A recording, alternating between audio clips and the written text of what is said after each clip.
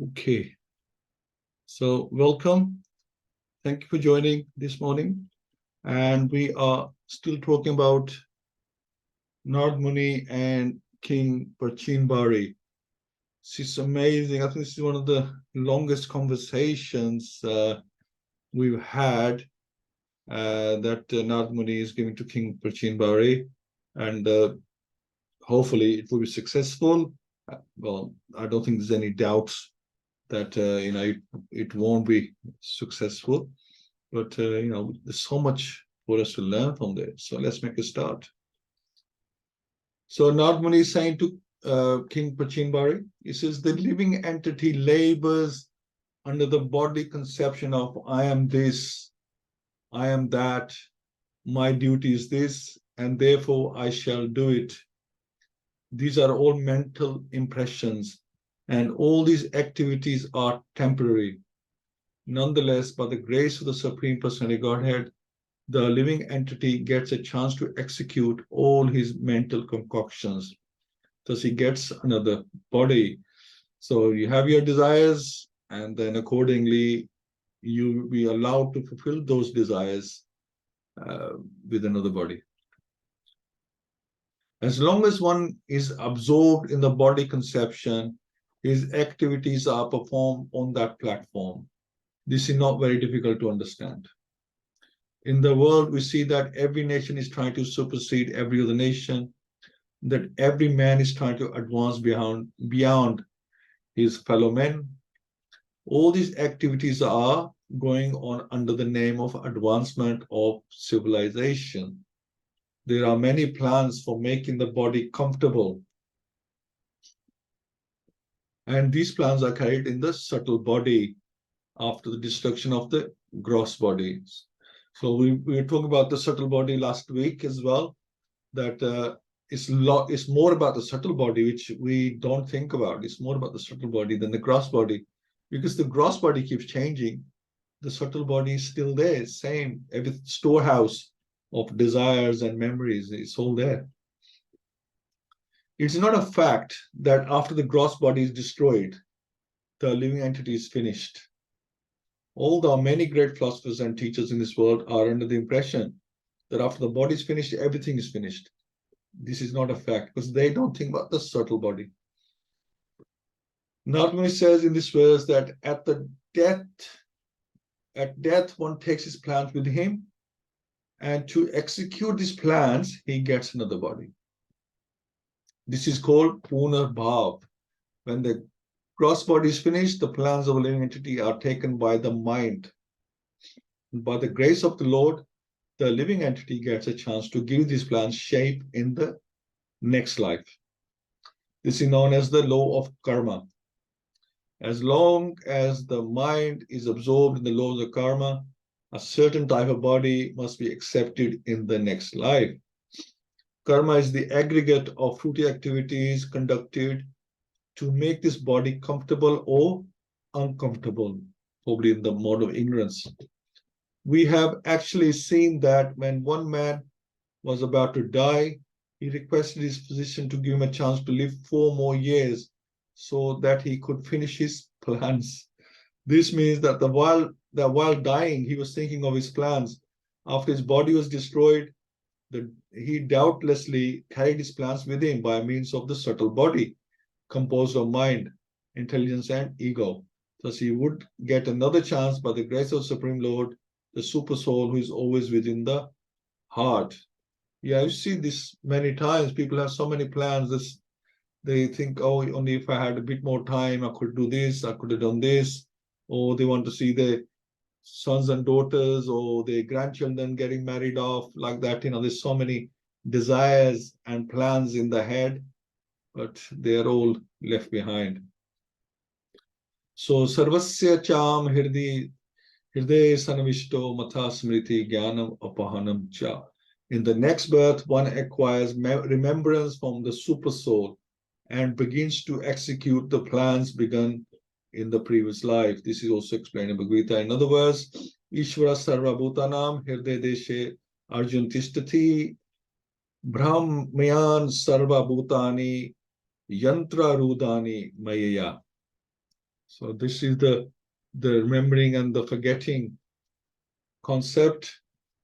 The Supreme Lord is situated in everyone's heart, O Arjun, and is directing the wanderings of all living entities who are seated as on a machine made of material energy. So this body is just a machine, really. The real spark is the soul.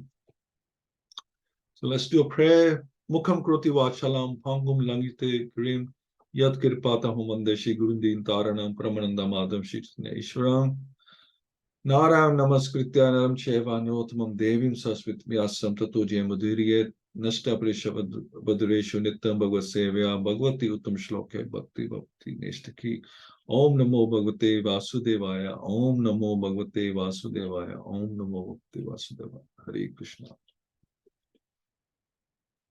Now, it's mentioned that if the mind is purified by Krishna consciousness, one will naturally in the future get a body that is spiritual and full of Krishna consciousness. So if the body, if there's no more material plans or material desires, then you will get a spiritual body. That's the science. It's not that you won't have any plans. You can't stop, or rather, you won't have any desires. We can't stop having desires. You will have desires, but if you make your desires spiritual, then you'll get a spiritual body. It's a logical fact. So such a body is our original form. As Sri Chaitanya Mahaprabhu confirms, Jivara Sarup Hoya Krishnera Nitya Das. Every living entity is constitutionally an eternal servant of Krishna.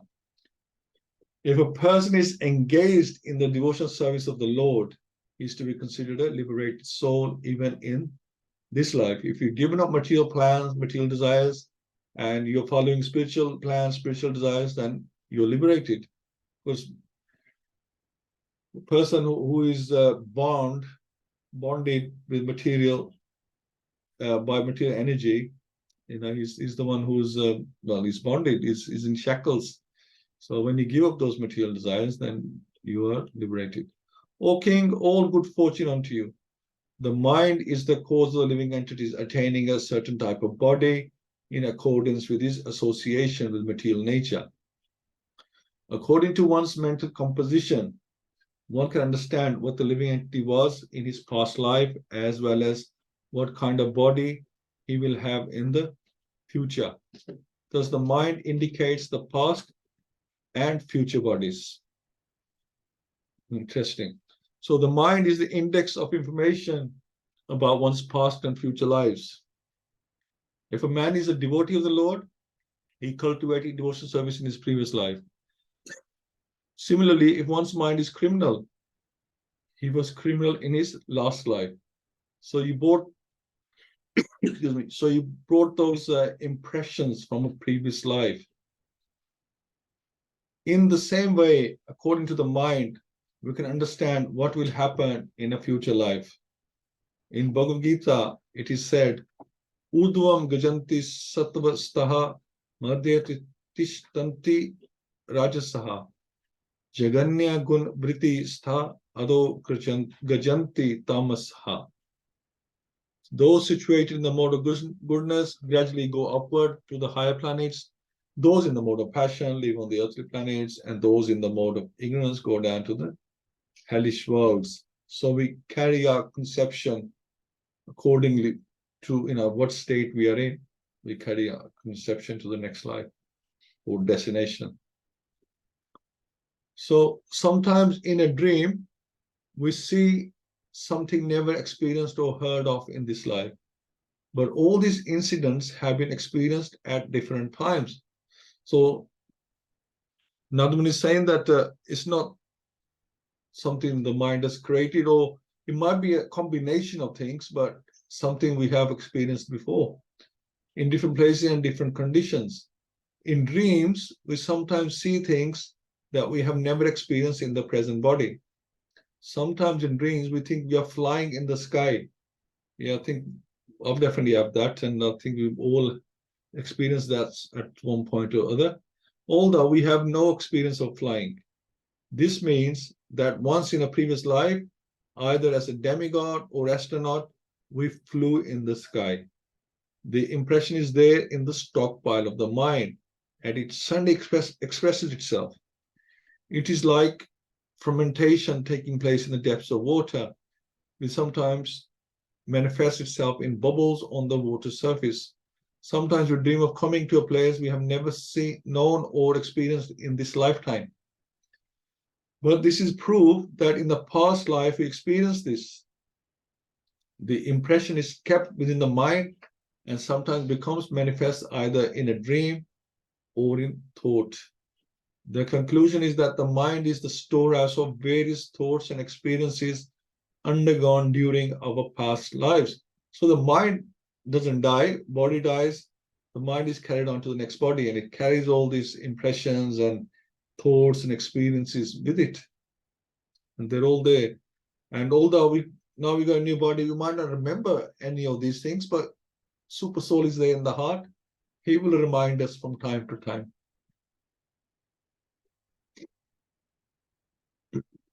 This is also sometimes proved by saying that a man is a born poet, a born scientist, or a born devotee. If, like Maharaj Ambarish, we think of Krishna constantly in this life, Save Mana Krishna Pad Aravindo, we will certainly be transferred to the kingdom of God at the time of death. The mind of the living entity continues to exist in various cross bodies, and according to one's desires for sense gratification, the mind records different thoughts in the mind. These appear together in different combinations. Therefore, these images sometimes appear as things never seen or never heard before. The activities of the living entity in the body of a dog may be experienced in the mind of a different body. Therefore, those activities appear never to have been heard or seen. The mind continues, although the body changes. Even in this lifespan, we can sometimes experience dreams of our childhood. Although such incidents now appear strange, it is to be understood that they are recorded in the mind. Because of this, they become visible in dreams. The transmigration of the soul is caused by the subtle body, which is the storehouse of all kinds of material desires. Unless one is fully absorbed in Krishna consciousness, material desires will come and go.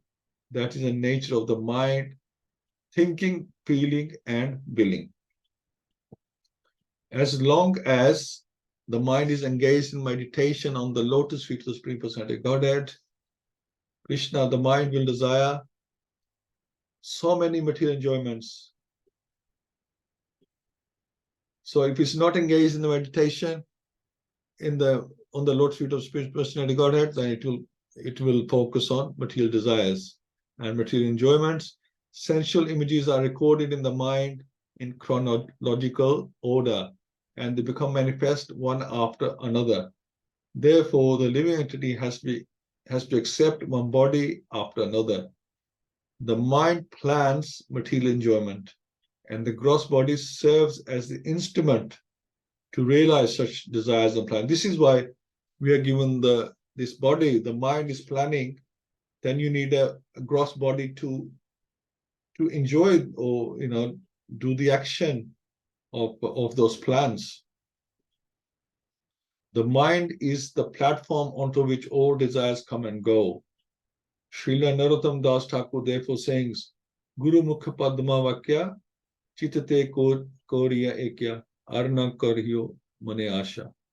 Narottam Das Thakur advised everyone to stick to the principle of carrying out the orders of the spiritual master. One should not desire anything else. If the regulative principles ordered by the spiritual master are followed rigidly, the mind will gradually be trained to desire nothing but the service of Krishna. Such training is the perfection of life. So, this shows that how dangerous it is, what we think, what we desire, what we plan, it is so dangerous, because those plans, those desires are stored in our mind forever, for eternity. They're there. They might get bogged down by other impressions on top of that, which we're trying to do now. We still have all the impressions, but if we put enough impression of Krishna consciousness on them, then they'd be like gone, deep-seated. Oh, actually, an example is given of a cup of coffee. So imagine our heart as a, it might be contradictory to what I'm saying, but imagine our heart full of contamination, or say black coffee, and then you pour milk on it. You keep putting milk on it, suddenly it'll become white. But I don't know if if impressions ever go, because with the black coffee will flow out and the white milk will remain in, becomes pure milk. But with our desires, and I don't know if they ever go, or they just get embedded, deep in our psyche, low down, and we just cover them with Krishna consciousness impressions, and that's what will be more visible than instead of those plans, material plans and crazy desires that we had. We cover them up with impressions of Krishna consciousness, of spirituality. I think that's how it would. I don't think the impressions would ever leave us, but we can purify ourselves by feeling more Krishna consciousness. At least in this life, we can put so much Krishna consciousness that's so whatever we think about most, that's what we will think about at the end of life. So those, push them down, those material desires, and fill our minds with spiritual desires. And that is the key. So like I said, it's very important that we think about the subtle body, we think about the mind, ego, intelligence, and we feed with the right things. We feed it with spirituality, so we can go back home, back to God. So thank you all so much. Thank you for joining. Hina Mataji, iPhone Prabhu or Mataji, who's just left. Thank you. Jay, Prabhu, Praveen Mataji, and Sarveshra Mataji. Thank you so much for joining. Love to hear from you. I think it's a very interesting topic. It's not something that actually we regularly think about or see it as a division. We see, because we're still under the notion that we are this body, we are this mind. We don't see them as separate things. Mind is subtle body, our gross body is our gross body, and our soul is spiritual. So these are we got three different things. We are made of gross body, subtle body, and spiritual, and we are a spiritual entity. There's such a confusion in our bodies. We're using so much variety of things to for our performance. But although we have to do what we have to do as human beings, but we have to think about the spirituality side as well. So we'll start with the Hina Mataji. Hare Krishna. Hare Krishna, Prabhu. Dandavat Pranam, everyone. Please accept my humble obeisances. All glories to Prabhupada. Yeah, completely agree. It's a very interesting topic. Really, really nice points that you made there. I think what stuck out for me was around how we need to almost consciously try to remember that who we are originally. We are an eternal servant of the Lord. And it's amazing how many times I hear this, but I still continue to forget it. It's so easily forget. It's so easy to forget, and I find it very easy to forget personally. And you made some really nice points about how our mind's impressions are carried over from our previous lives, which really helps to explain a lot of things in this world. When you look at different people and different personalities, like you can have in one family so many different personalities, and it just explains that obviously they've come they've all had different journeys to get to where they are here as souls in previous lives, and that explains why there's so many differences. And it also, I was thinking about like the whole huge, at the moment it's a key issue at the moment around mental health and the mental health crisis, which just seems to be getting worse in this day and age. I mean, I think a lot of it is down to a lack of God consciousness, almost being the root of the issue. The mind is suffering, without Krishna consciousness. Your mind's going to focus on the material at the materialistic level, as you explained. So it's about retraining that mind, as you said a nice verse quoted from Narada Thakur about it is about retraining the mind. It's about creating new impressions, and we need to focus on creating new Krishna conscious impressions. So it kind of layers on top of all the previous impressions from our previous lives. So making some really strong impressions, and how we need to be very careful about what we observe, what we expose our mind to, because it's going to pick up on all these material impressions otherwise. So it's really making sure we have that very strong focus on creating those new impressions. Thank you so much, Prabhu. Thank you. Hare Krishna, everyone. Thank you. Wonderful explanation, Mother. Yes, absolutely. You're right. One family, you can have so many children and they're all different. One will be really happy.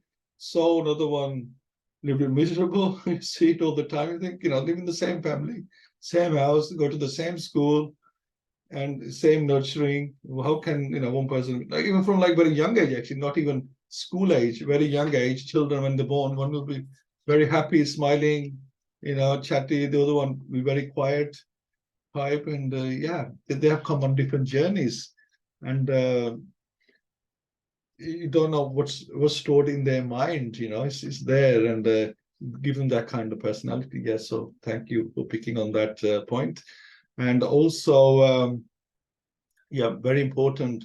And this is why we actually advise don't watch Bollywood movies, and don't watch too much television like that. Although we do watch in a limited way, but it's advised that we don't indulge too much into these things, because obviously you just it's like hathi mat, that you take a bath. Elephant takes a bath and then he comes out and lies in the mud.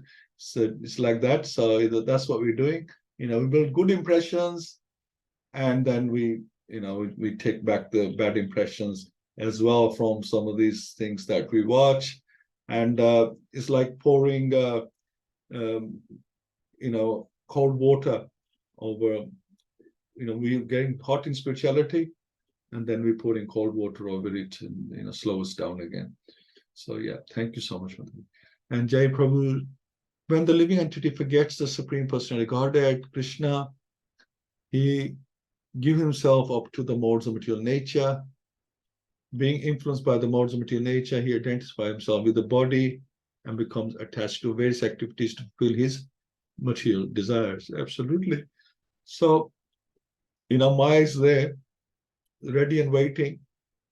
He wants to do his job or her job, but we have to say, although human beings, we only have the power to desire, but we do have also the power to what we speak, what we think, what we speak, and how we act. We do have that control as well. What kind of words we say, what kind of actions we take, what kind of things we think about. So we do have some control, and only we can decide. And Krishna doesn't interfere in our free will, so it's up to us to decide which way we want to go, what kind of things we want to think about, what kind of things we want to say, what kind of things we want to do. So it's up to us. We take that opportunity or not. Jai. Praveen Mataji, Hare Krishna. Hare Krishna Prabhu. Dandavat Pranam to everyone. Yes, very nice class, eye opener. So how we have to be so careful about the mind. Mataji made all the points very nicely. So whatever we absorb, whatever we watch, we absorb that. So we become that. So that is why it is very important. So we are very grateful to Srila Prabhupada to give us Krishna consciousness. And we can see the difference the more we, spend our time chanting, listening, our habits are changing and how it's affecting our brain and, our desires. And like you gave the example of the coffee. So I feel like, so if we keep putting good desires, so like everything is diluted when we keep adding other thing into it. So eventually, hopefully they should go away rather than getting, embedded at the bottom. So, and the example of the siblings, so that's what came to my mind. So that makes sense how siblings are different. We always say, oh, yeah, my older daughter is different to my other daughter. So it makes sense now because it's the mind, and we read it before as well. How in the previous class, how mind is it's subtle but is important, and we have to pay more attention. And then Narottam Das Thakur is clearly is giving instructions how we have to carry out the orders of spiritual masters. So if we do that, then all these problems should be solved. So, and that's what I say always. The problem now, all these mental health issues or the family problems, it is due to because we are away from God. So people have forgotten God. So yesterday I went shopping and this woman was complaining about the rain, and I said, yeah, in Greece it is so hot. Then I just said to her, and I said, well, and the reason is because we've forgotten God. And she said, yeah, it makes sense. She was English lady. So, yeah, so it is important. It puts everything in, like, it makes sense, what we have to do. Thank you so much. And thank you to you, Prabhuji, for keeping us engaged every Friday. And, it's very good. Thank you so much. Thank you, Anjali. Yeah, well, keeps me engaged. It's very important.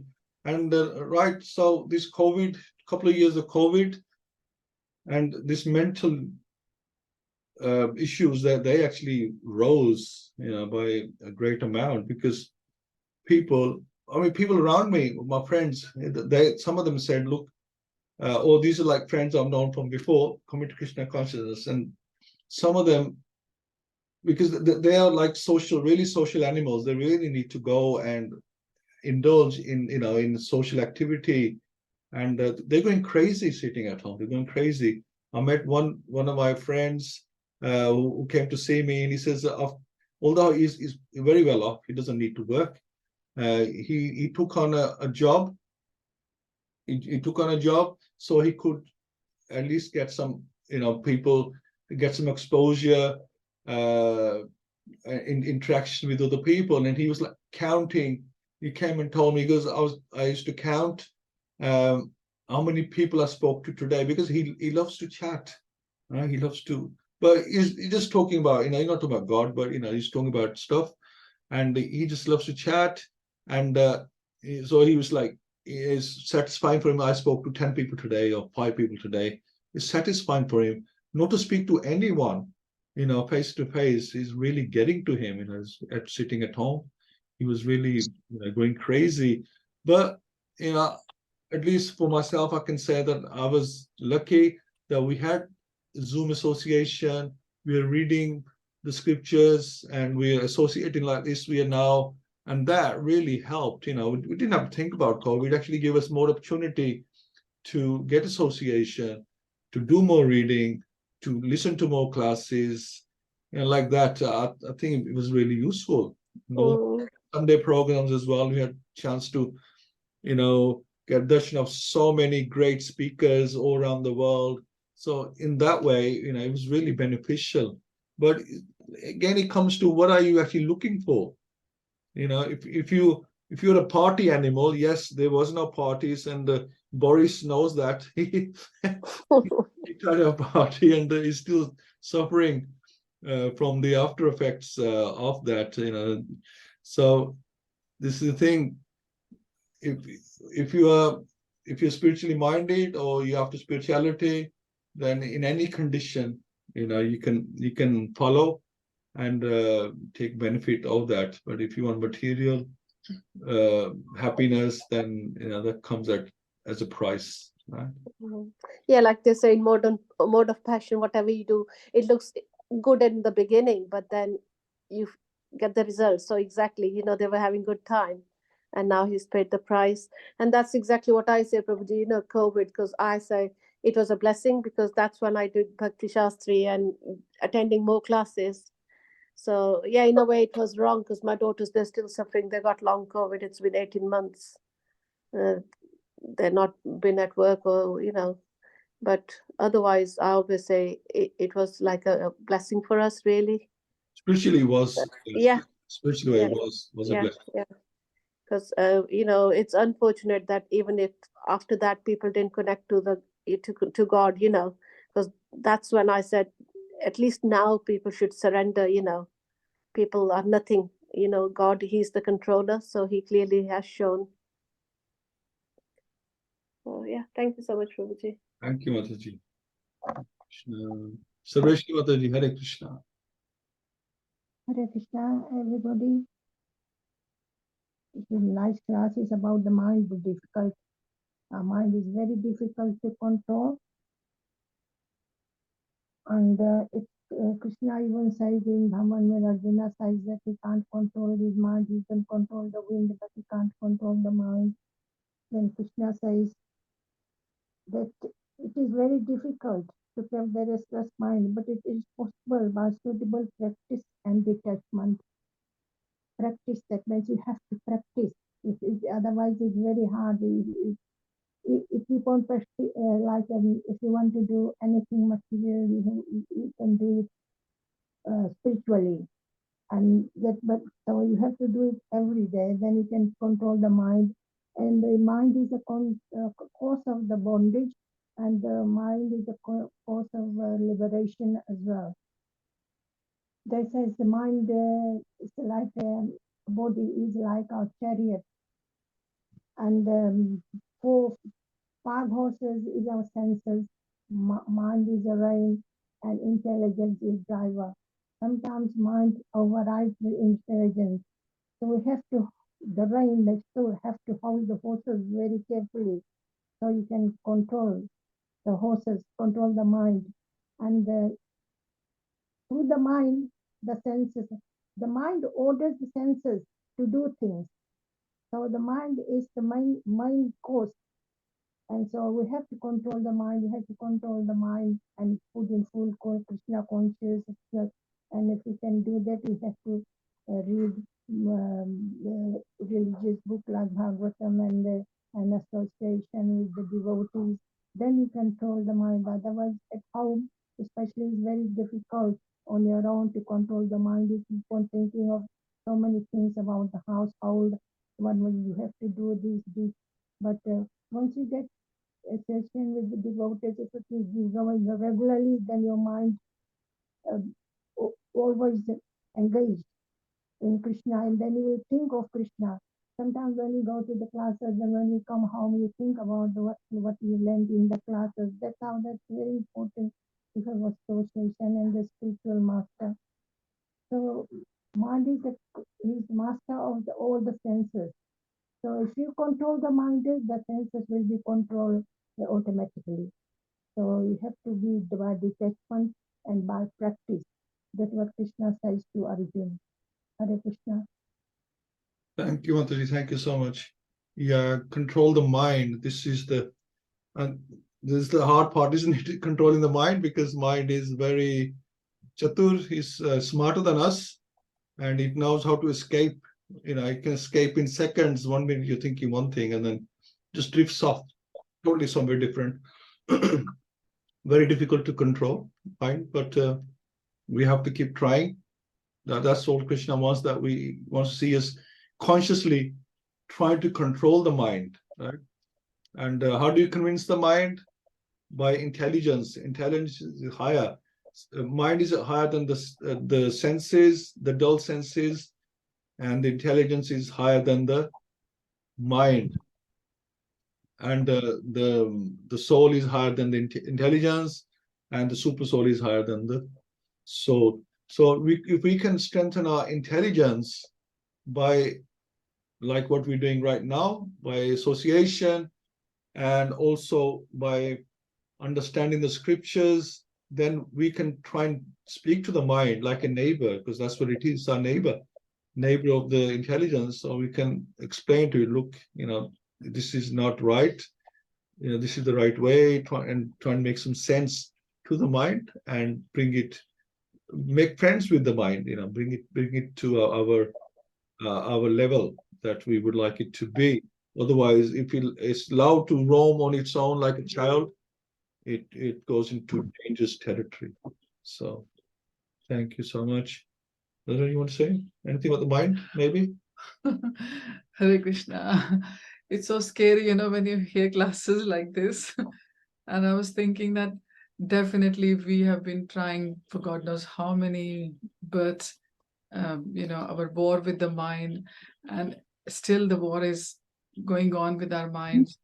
And in the japas in the morning, or whenever we are doing it, we just say to our mind that, okay, if we will be able to focus on God at least during this time, it will be good for us. At least that will be our a real try in the bhakti. Because out of the hours of japa, we have seen how mind is busy On automatic, isn't it? Yes, it's on automatic.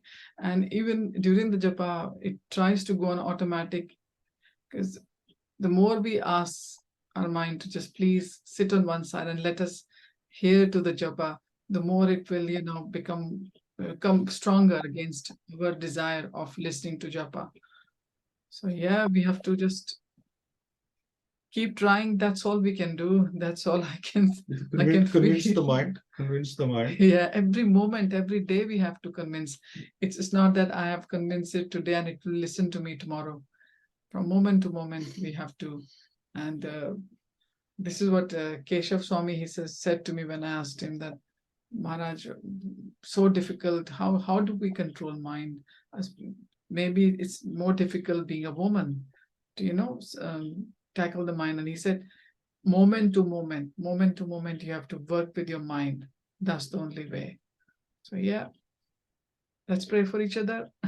Hare Krishna. Hare Krishna. So Hare Krishna, Prabhuji, the thing came to my mind is it's the mind is like a naughty child, so we have to keep giving instructions, do this, this, this. But also I'm thinking maybe, like, I can speak for myself, because we are still not simplified our lives. We're still trying to live the lives like we were living before, not like in eating, lifestyles change, eating, we are offering food to Krishna, but still we haven't simplified our lives. We are not living like people lived, like in the olden days. So maybe we need to simplify and live like in smaller places, and so we don't have that many responsibilities. So because we're still trying to run around, do everything, and we think we need to have that sort of money and that sort of money to keep going. So do you think that makes a difference? Or yeah, I'm sure, if it's possible to do that, that's the whole idea. That's what Prabhupada was saying, that you should simplify your lives, simple living. That actually helps, because we are running around in the mode of passion. So we really have to be in the mode of goodness, where we have more opportunity to control the mind. In the mode of passion, mode of ignorance, mind is not in control. That's the whole idea of being in mode of in goodness, that you have more control over your actions and your mind. yeah. Yeah. I keep telling my daughter I'm just going to start wearing just one color, that you don't have to worry, oh, what I'm going to wear, because still so much energy is wasted and all that. So people who just live in one color, I think in one way you're simplifying your life. So I don't know. We'll see how it goes. You have, yeah, main thing is you have to make sure you have time for spirituality. You know, we don't do so much. I mean, sooner or later, we're gonna all have to, you know, we have to retire at some point. Even if we semi-retire, we have to reduce our workload. And then sooner or later, we will have to die as well. Whether we die today, we die in 30, 40 years' time, we're all going to die. We're all going to have to slow down, etc., etc. So the sooner you do it, the better if it's for bhakti, because idle mind is also a devil's workshop, right? So if you are reducing your actions or your workload, then make sure it's for the right reason, and that time you make, you use it for Krishna consciousness, because otherwise it can work against you as well. So you have to make sure that you have a good solid timetable for yourself where you can, you know, you can do bhakti. It's no good giving up things if you're not going to use that time properly. This is another advice Srila Prabhupada gives, that a lot of people think we give everything and go to Vrindavan, live there in a kutia, right, and we'll do bhakti. But the mind goes with you wherever you go. You can go to the moon, the mind will go with you. Are you ready? Is your mind ready to give up other things and take on bhakti? Because if it's not, Prabhupada mentions that people leave their family and go to Vrindavan to do bhakti because they want to get away from it all. But what happens? They go and make another family up there. So this is the problem. You know, we have to purify ourselves while we are here, alongside our Swadharma, right? Sanatana Dharma, Swadharma, they go side by side. You do both, but not to the extent that, you know, do too much Swadharma and not enough Sanatana Dharma, or too much Sanatana Dharma and not enough Swadharma. You have to balance them, and you do your bhakti, and we can live in this world. We can live, you know, in association of the family, public, everything, but we have to balance, not too much Swadharma, you know, all material, no, you know, spiritual, or you can have too much spirituality, and you avoid your responsibilities as well. So it's very important to balance them both. So we'll have to be like your tongue in between the teeth, then you have to carry on like that. Yeah, could say that. Yeah, yeah. Yeah, it can be done. It's recommended that grasthas, you know, we remain where we are. We remain detached, attached. That is the advice, that we became detached, attached. So we are detached, but yet we are attached. Not completely attached, detached, attached. So if we have to step back from something, we don't have a problem in stepping back. It's like if you're doing service, your service should be detached, attached, that you are attached to it, you do it nicely. But if the seniors say, look, can you give up this service, you know, give somebody else a chance, you don't have a problem in giving up that service and give it to somebody else.